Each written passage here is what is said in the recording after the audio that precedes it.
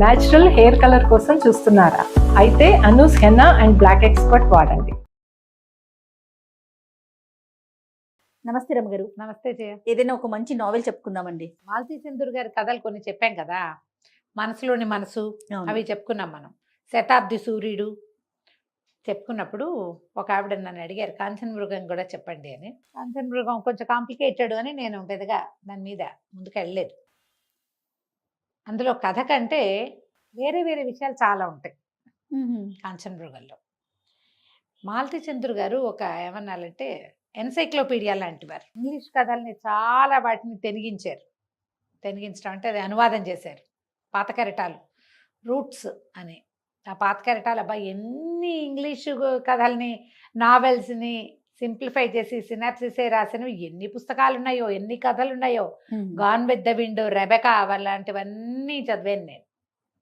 భలే బాగుంటాయి.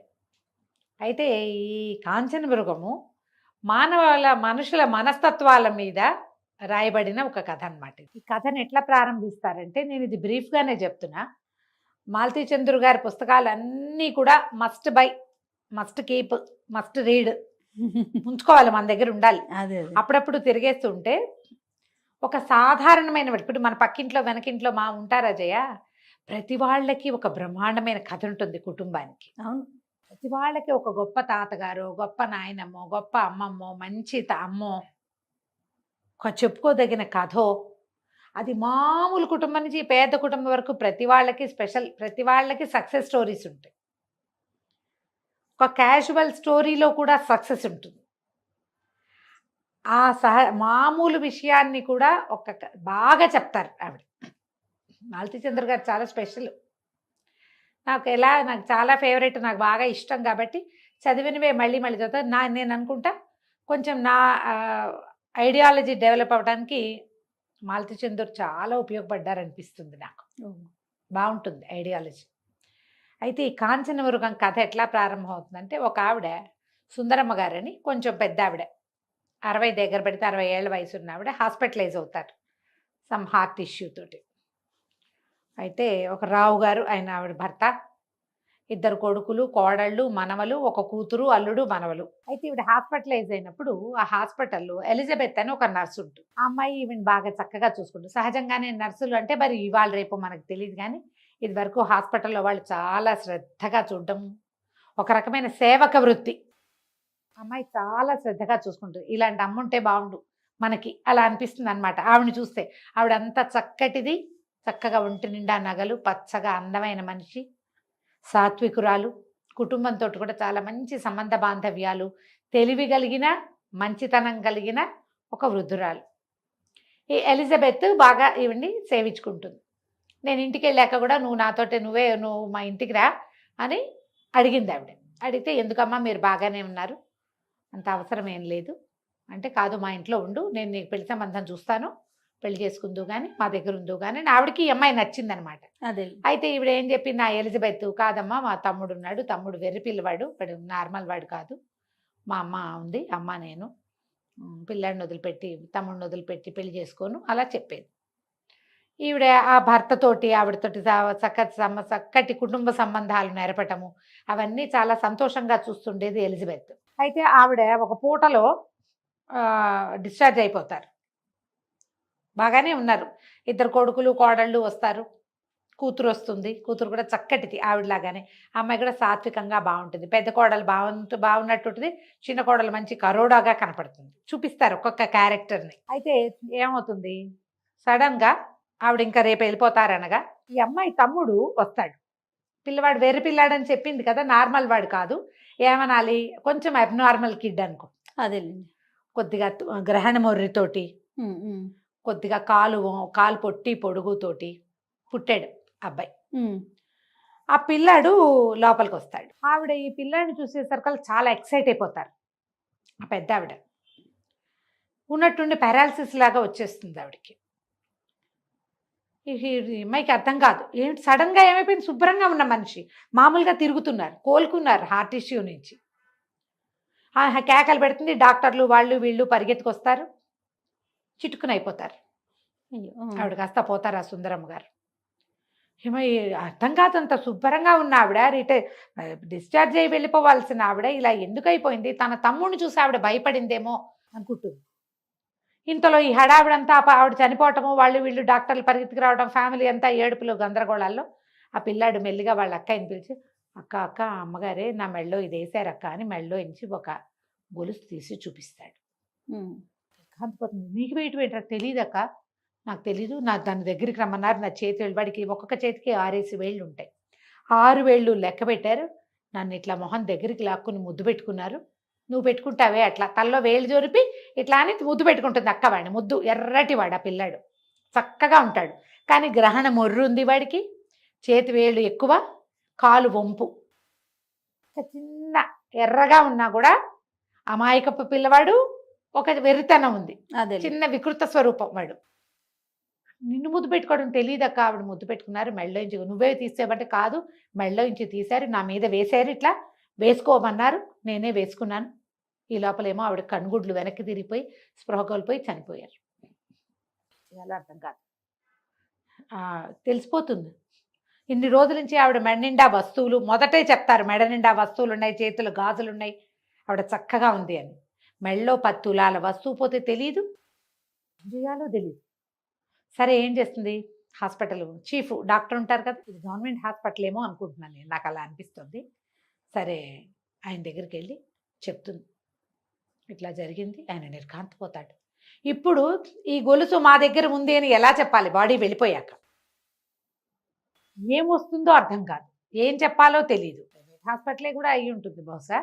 ఇక అతనికి ఏమనాలో తెలియదు. ఈ అమ్మాయిని గట్టిగా పదునుగా ప్రశ్నిస్తే ఏమైనా సరే అమ్మాయి, మా తమ్ముడు అలాంటి పని చేయడు, వాడు అమాయక పిల్లవాడు, వాడిని మీరు చూశారు కదా, వాడు అబద్ధం చెప్పడు, అసలు మాటలే తక్కువ, వాడు అబద్ధం ఎందుకు చెప్తాడు, వాడికి బంగారం మీద ఆసక్తి ఉంది, వేళకి తిండి తప్పిస్తే వాడికి ఏం వద్దు, వాడు అమాయకపు జంతువు, వాడు నాకెందుకు, నాకు అక్కర్లేదు, అలా అయితే నేను మీకు తెచ్చిచ్చేదాన్నా, వీళ్ళ దగ్గర పర్సులు అవి ఉండకూడదు, నీ దగ్గర ఎలా ఉన్నాయంటే, సార్ మీరు అర్థం చేసుకోరు, మేము చిన్న పర్సులో డబ్బులు పెట్టుకుని మేము బ్లౌజ్ లోపల పెట్టుకుంటాము, ఇది అందులోనే పెట్టుకుని బయటకు వచ్చాను, నేను ఇంకేం చేయాలో తెలియక ఇప్పుడు వాళ్ళకి తెలిసిపోతుంది. ఈయన అక్కడికి వెళ్ళేసరికల్లా ఆ కోడలు పట్టుకుంటుంది, మా అత్తగారి మెళ్ళలోంచి వస్తువు పోయింది, ఈవిడ మా అత్తగారు మావగారు ఎంతో ముద్దుగా చూశారు ఆ నర్సుని, దొంగ మొహంది అని చెప్పేసి ఆవిడ లోపల ఉన్న వికృతత్వం అంతా బయటపడుతుంది. ఈయనకి ఏం చేయాలో తెలియదు. ఈయనకి ఒక ఫ్రెండ్ ఉంటాడు, సాయి ప్రసాద్ అని, ఆయన LLB చేసాడు, BL చదివిన వాడు. ఆయన ఒక షెర్లాక్ హోమ్స్ లాగా ఫీల్ అవుతాడు తను. అతను వచ్చేసరికల్లా ఇతను ఈ జరిగింది చెప్తాడు. చెప్పేసరికి ఈయన బాగా ఆలోచించి, ఓ పని చేద్దాం, ముందు మీ నర్సుని ఇక్కడి నుంచి కదిపేద్దాం, పద మనం వాళ్ళ ఇంటికి వెళ్దాం అంటాడు. అక్కడికి వెళ్ళేసరికల్లా మా అత్తగారి మెళ్ళలో గొలుసు మాయమైంది అని ఆవిడ నిలదీస్తుంది. ఆయన అంటాడు, కాదు కాదు అమ్మాయిని వాళ్ళని ఏమనకండి, చాలా బాగా చూస్తుంది ఎలిజా నా భార్యని, ఆవిడ చాలా సంతోషంగా ఉండేది, పోతే పోయింది అంటాడు. అట్లా ఎట్లా ఒప్పుకుంటాం, 10 తులాలు గొలుసు ఊరికే వచ్చిందా, అది దాన్ని నక్క వినయం అని నర్సుని తిడుతుంది ఆవిడ. ఇప్పుడు వీళ్ళు బాగా ఆలోచిస్తే సాయిప్రసాద్ కనిపిస్తుంది, ఒకవేళ ఆ పిల్లాడు ఆవిడకి పుట్టిన కొడుక, లేకపోతే ఆవిడ భర్తకి పుట్టినవాడా, పిల్లాడిని మాయం చేసింది ఆవిడ, వాడికి ఒక 20 ఏళ్ళు ఉన్నాయి, లెక్క పెడితే ఈవిడ కూతురికి 34-35 ఏళ్ళలోనే ఉన్నాయి, కాబట్టి ఈవిడికే పుట్టుంటాడు, ఆవిడ వదిలించుకుంది పిల్లాడిని, ఏదో చేసింది. వాడు కనబడేసరికల్లా ఈ 6 వేళ్ళు ఉండటం, గ్రహణమొర్రి ఉండటం, పిల్లాడి కాలు అవయవాల లోపం ఉండటం, లేదా అవయవ లోపం ఉందని పిల్లాడిని వదిలించుకుందా, దీని మీద మనం ప్రయత్నం చేయాలి. ముందు అసలు ఈ పిల్లాడు ఎలిజా చూస్తే నల్లగా సన్నగా పొగచూరు కట్టేలాగా ఉంటుంది, ఈ పిల్లాడు ముట్టుకుంటే మాసిపోయేంత ఎరుపు, ఈ పిల్లాడిని వీళ్ళు ఎక్కడి నుంచైనా ఎత్తుకొచ్చారా. నేను ఎంత బ్రీఫ్గా చెప్తున్నాను జయ, ఈ పేజీలన్నీ పాఠకుడు చదివి తీరాలి. సుందరమ్మ గారి క్యారెక్టరు, ఆవిడ భర్త క్యారెక్టరు, వాళ్ళిద్దరి మధ్య ఉన్న అనుబంధం, ఎలిజా తోటి ఆవిడ ఎలా ఉంది, ఎలిజా ఆమెతోటి ఎలా ఉంది, కోడళ్ళు ఎలా ఉన్నారు, అది ఎంత బాగా చూపిస్తారంటే క్యారెక్టర్ని 4 వాక్యాల్లో ఇలా తెరిచి అరటిపండు ఒలిచి చేతిలో పెడతారు మాలతి గారు, అదే చాలా బాగా చెప్తారు. సాయి ప్రసాద్ ఇప్పుడు ఇది కనుక్కోవాలనుకుంటాడు. ముందు ఏం చేస్తాడంటే ఎలిజా వాళ్ళ ఇంటికి వెళ్తాడు. ఈ పిల్లాడు మీ సొంత పిల్లాడేనా, ఆవిడ బిక్క తెచ్చిపోతుంది, ఎలిజా నిర్ఘాంతపోతుంది, మా తమ్ముడు మన తమ్ముడు కాదా అంటుంది. అంటే ఆవిడ నేను కొనుక్కున్నాను పిల్లాడిని అని చెప్తాను.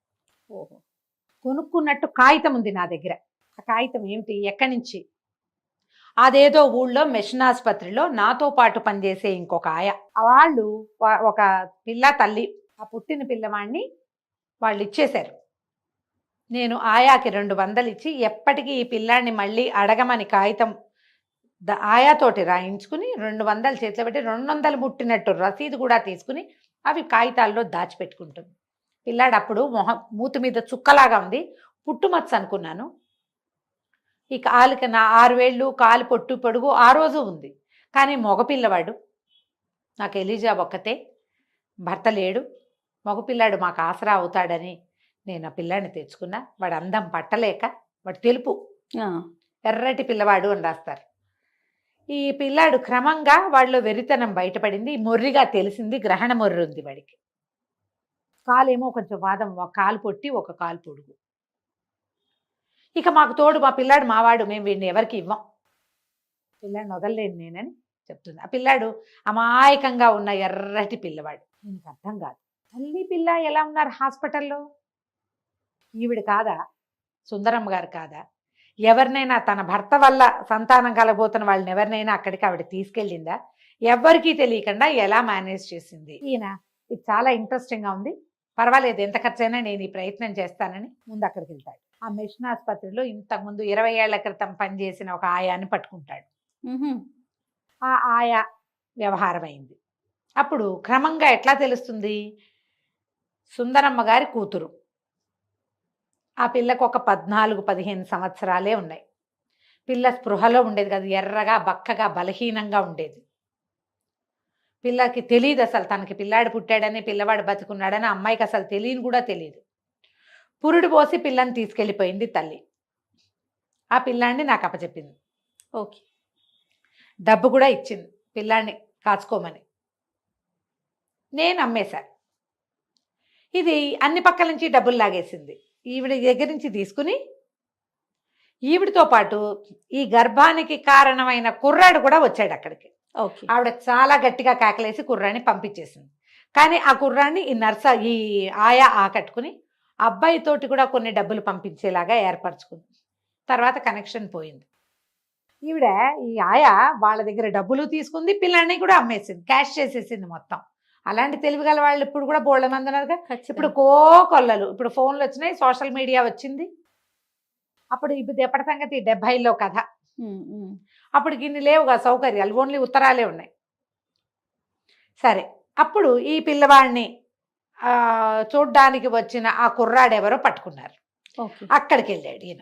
వెళ్తే అక్కడ ఆ ఆయనకి, అతను ఇప్పుడు పెద్దవాడైపోయాడు, 20 ఏళ్ళ నాడు, అప్పటికే 18 ఏళ్ల కుర్రాడు, 17 ఏళ్ల వాడు. ఇప్పుడు 37 ఏళ్ళ 38 ఏళ్ళ ఉండాలి కదా. వాళ్ళ ఇంటికి వెళ్తే భార్య కూతురు ఉన్నారు. అతనికి కాళ్ళు లేవు, ఏదో యాక్సిడెంట్లో కాళ్ళు పోయినాయి. అతను ఏదో టీచింగ్ దాంట్లో ఉన్నాడు. ఈయన మెల్లిగా సాయి ప్రసాద్ గారు మెల్లిగా బూస్ట్ చేసి కనుక్కుంటాడు. కనుక్కుంటే అతను అదేదో చిన్నతనం, ఊరికే ఏదో చిన్న ప్రయోగంలాగా చేసాం, అనుకోకుండా తను ప్రెగ్నెంట్ అయిపోయింది. అప్పటికి మేము చాలా చిన్నవాళ్ళం. ఇతనికి 16 నుండి 17, ఆ పిల్లకి 14 ఏళ్ళు, 10th క్లాస్ కూడా కాదు. వాళ్ళ అమ్మగారు ఎప్పుడైతే తెలుసుకున్నారో నన్ను గట్టిగా వార్నింగ్ ఇచ్చారు. నన్ను వాళ్ళ ఇంటి ఛాయలకు కూడా రానివ్వలేదు. పంకజం ఆవిడ కూతురు పేరు. పంకజాన్ని ఎక్కడికో తీసుకెళ్ళిపోయారు. తర్వాత తిరిగి వచ్చారు.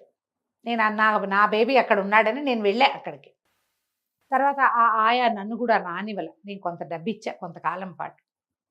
తర్వాత ఏం జరిగిందో కూడా నాకు తెలియదు. వాడికి నాకు పిల్లవాడు చనిపోయాడని ఉత్తరం రాసింది. చనిపోలా, పోగొట్టేసింది అదే. పిల్లవాడు పోయాడు అనుకుంటున్నారు. అయిందా? ఇప్పుడు అప్పుడు జరిగిన సందర్భం ఈ ఆయా ఏం చెప్పింది దీనికి, ఆవిడ ఒక మంచి తెల్లటి దెబ్బపండు లాంటి రంగున్న మనిషి, పిల్ల చిన్నపిల్ల, ఆవిడ దగ్గర బాగా సొమ్ము ఉంది. ఆ సమయానికి ఆవిడ భర్త ఫారిన్ వెళ్ళారు. ఫారిన్ వెళ్తే మగపిల్లలిద్దరిని ఎవరికో అప్పచెప్పి ఆఖరి పిల్ల అయిన కూతురుని తీసుకుని ఈవిడ మిషన్ ఆసుపత్రికి వచ్చి రహస్యంగా పురుడు పోసి పిల్లవాడిని వదిలిపెట్టి వెళ్ళిపోయింది. కూతురుని తీసుకెళ్ళిపోయింది ఆవిడ. ఆ పిల్లాడు అబ్నార్మల్ కిడ్, పుట్టినప్పుడే వాడు సరైన పిల్లవాడు కాదు. కానీ ఆవిడ పుట్టిన బిడ్డని తల్లి చూడలా, అమ్మమ్మ చూసింది. పిల్లాడి చేతికి 6 వేళ్ళు ఉండటం, కాళ్ళు తేడాగా ఉండటం, వాడికి గ్రహణ మొర్రు ఉండటం, అచ్చుగుద్దినట్టు ఆ కుర్రాడి పోలిక, తండ్రి పోలిక. ఆవిడ ఆ పిల్లాడిని హాస్పిటల్లో చూడంగానే గుర్తుపెట్టేసింది. ఎందుకంటే ఇదే వయసులో ఆ కుర్రాడు తమ ఇంటి చుట్టూ తిరిగాడు, తన మ్. కూతురుతోటి స్నేహం చేసిన వాడు. మొహం గుర్తుపట్టేసింది, చేతి వేళ్ళు చూసేసరికి పిల్లాడు బతికున్నాడని తెలిసిపోయి పిల్లాడిని ముద్దు పెట్టుకుని ఆ మెళ్ళో వస్తువు వాడికి ఇచ్చింది. ఇప్పుడు దీన్ని ఎట్లా ఒక లైన్లోకి తీసుకురావాలి? పంకజానికి పెళ్ళయింది, 2-3 పిల్లలు ఉన్నారు, ఫారిన్లో ఉంటుంది.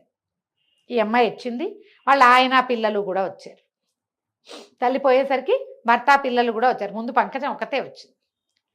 ఇప్పుడు దీన్ని ఈ ఈ పిల్లవాడిని చూసి మీ అత్తగారి గొలుసు ఇచ్చిందని కోడలికి చెప్పచ్చా?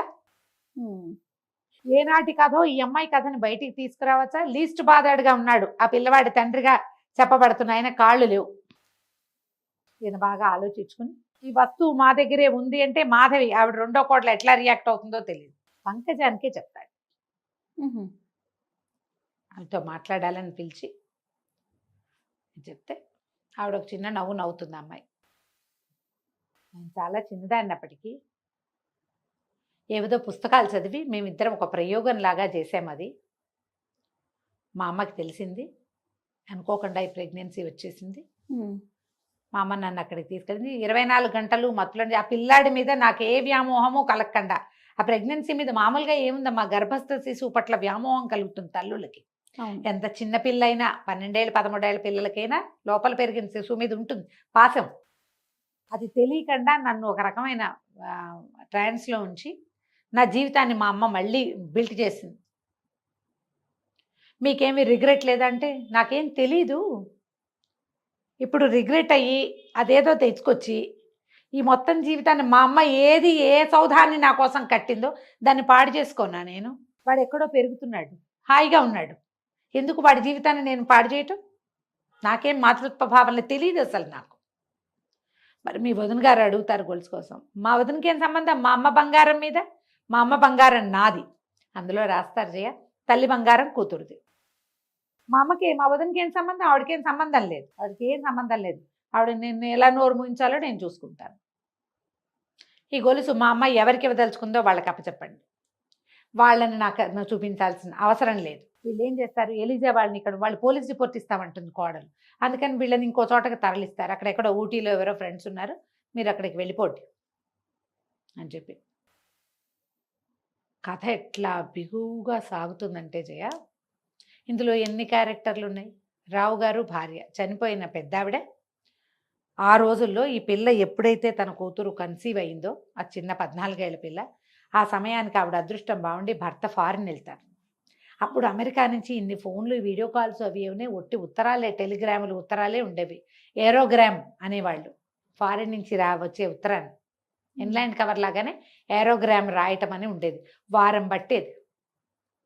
ఆ సమయంలో ఈవిడ కూతురుని తీసుకుని ఆ ఊరు వెళ్ళిపోయి, ఈ తెలియక చేసిన ఒక పని వల్ల వాళ్ళ జీవితాంతం రిపెంట్ అవ్వాలి కదమ్మా.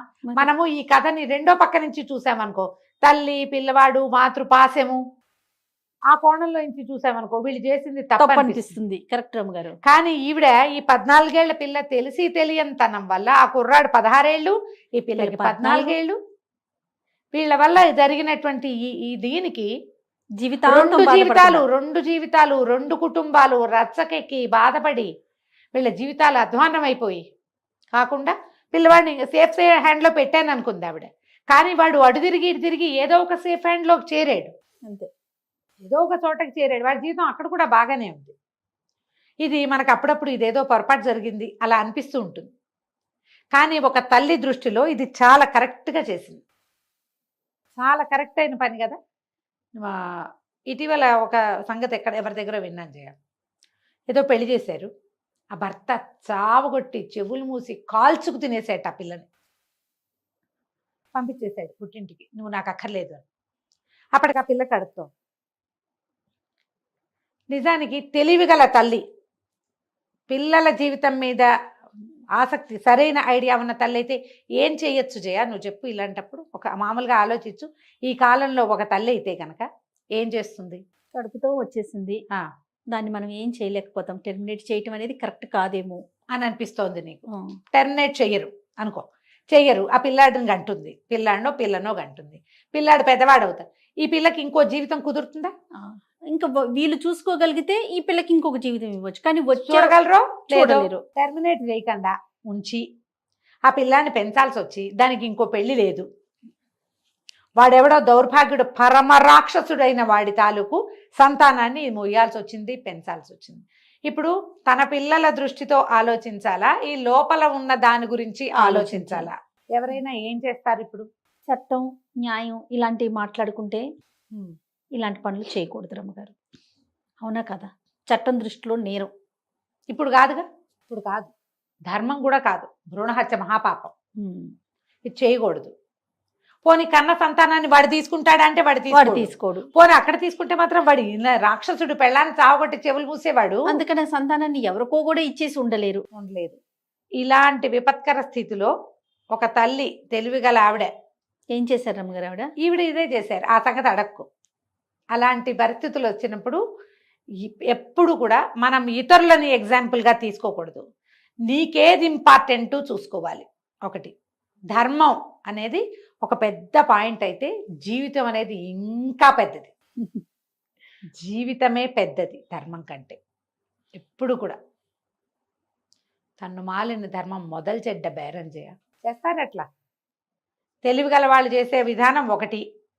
ధర్మం పక్కన నిలబడాలని, ధర్మం ఎప్పుడు నీ పక్కన నుంచోదు, నువ్వు దాన్ని ఎంతసేపు ముందుకు తీసుకెళ్లాల్సిందే, అనుభవించాలి దాన్ని.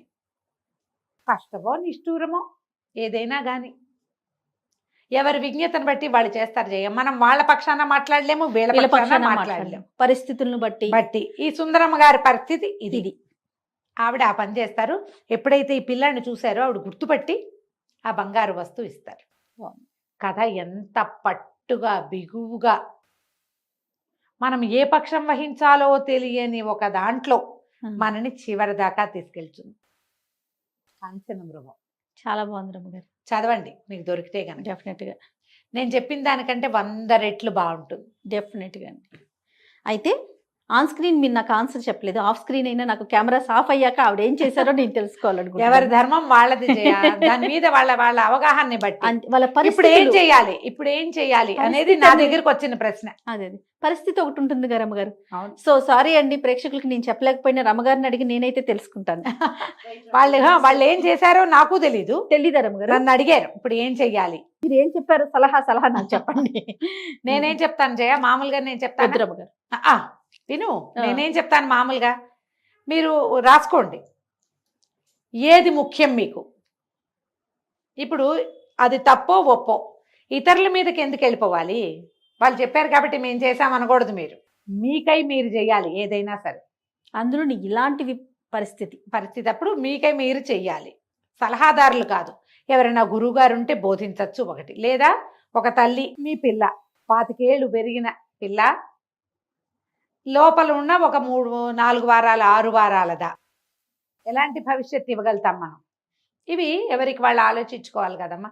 ఈ రోజుల్లో అంత ఆలోచన ఎవరు చేయటల్లా. ఈ ధర్మం పిచ్చి ఉన్న వాళ్ళు కొంతమందే ఉంటారమ్మా, అంత ఆలోచించట్లేదు. పిచ్చని నేను ధర్మం పట్ల వాళ్ళకున్న అవగాహనని బట్టి వాళ్ళు ఆ రకంగా ఆలోచిస్తారు. పరిస్థితులు రమ్మగారు, పరిస్థితులను బట్టే కదా. ఈ కాంచన మృగం మాత్రం మనకి సుందరమ్మ గారు చేసింది కరెక్టేనని అనిపిస్తూ ఉంటుంది, అప్పుడప్పుడు అనిపిస్తుంది. ఏది ఇంపార్టెంట్ అనేది. ఇప్పుడు వాడెవడో ఒక పిల్లవాడు, ఒక నార్మల్ కిడ్ కనపడితే వాడి వైపే ఉండాలి అని మనకు అనిపిస్తుంది. కానీ వాడికి మంచి జీవితమే లభించింది. అది అందరికీ లభించకపోవచ్చు. అది ఈవిడికి మంచి జీవితమే లభించింది. నాకు అక్కర్లేదు, మా అమ్మ ఏం చేయాలనుకుందో నేను దాని మీద ఉంటానని చెప్తుంది ఆవిడ. ఇప్పుడు ధర్మాధర్మాలు నాకంటే ఎక్కువ మా అమ్మే ఆలోచించింది. మా అమ్మ ఒక ఐడియా ప్రకారమే చేసింది. ఆవిడ చేసిన దానికి దాని మీద ఉంటాను నేను, దీని మీద ఉంటాను. మా అమ్మ ఇవ్వదలుచుకుంది ఇచ్చేస్తుంది అంతే. అది నాకు ఇవ్వక్కర్లేదు, మీరు వాళ్ళకే ఇచ్చేయండి. మా అమ్మ ఎవరికి ఇచ్చిందో వాళ్ళ దగ్గరే ఉంచుకొనివ్వండి దాన్ని, వాళ్ళు ఏం చేసుకున్నా సరే దాన్ని. మా అమ్మే కరెక్ట్. చాలా బాగుంటుంది కదా. కుదిరితే చదవండి. ఈ డిస్కషన్ అంతా నిజానికి అనవసరమే అంతే. కాకపోతే ఇలాంటి సందర్భాలు కొన్ని అవుతాయి అంతే. 70లో రాశారు ఇది. సూపర్ రమ్మగారు. నమస్తే. నమస్తే జయ.